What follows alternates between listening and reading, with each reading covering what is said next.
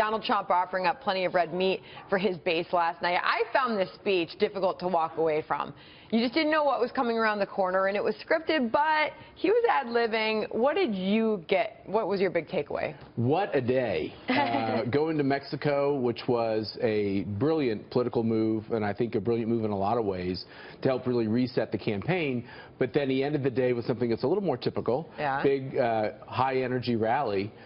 So we talked about immigration for a full day. I thought it was a compelling speech, but I did think the trip earlier that day was the news of the day. It really did reset the race in a lot of ways, I think. I mean, what about some of these ad libs, though? Well, Mexico's going to pay for this wall. They don't know it yet. We should deport Hillary Clinton. That was a good one. That was a good one, too. Maybe they'll deport her, too, he added in. But there was much made, though, on Twitter initially about what he said about we didn't discuss paying for the wall. And then the president said, well, I told Trump I wasn't paying for the wall.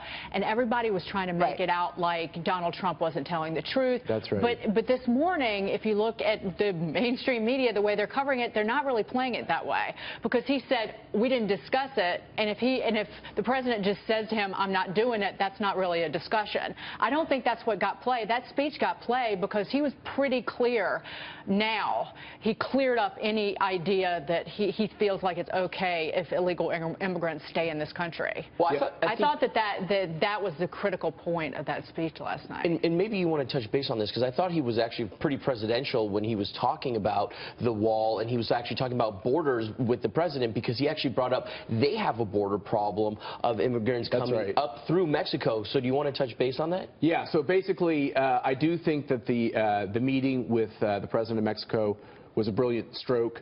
I do think it is no surprise to anybody that there was a disagreement, Dagan, between Mexico and Donald Trump on who's going to pay for this wall and whether or not there should be a wall. I think everyone kind of gets that. But you can't erase the moment. It was a fantastic moment where I think he did look presidential. The question on what we're going to do with people who are here, you know, someone who worked for President George W. Bush, President Bush was considered more moderate in immigration, and he said every single person who's here illegally, in order to ever get legal status, they had to go back to their home country. They had to leave this country and go home. People don't talk about it now in this context.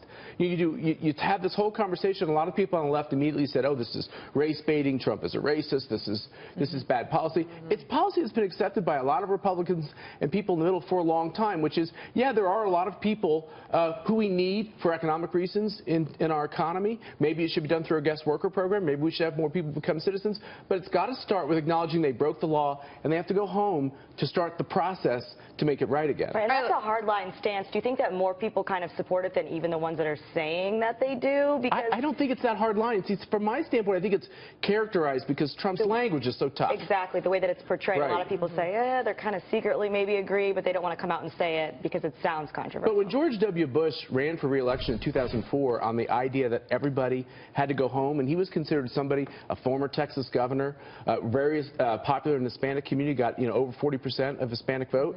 44 in 2004. That's right. So the policy, if we get out of the words, which I know is hard for some people to do, and you start looking at the policies, this is a policy we can start to build some consensus. I think the messaging that I've heard watching the response, the conservative response to the speech is, stop, the liberals and Democrats talk about illegal immigrants as the victims.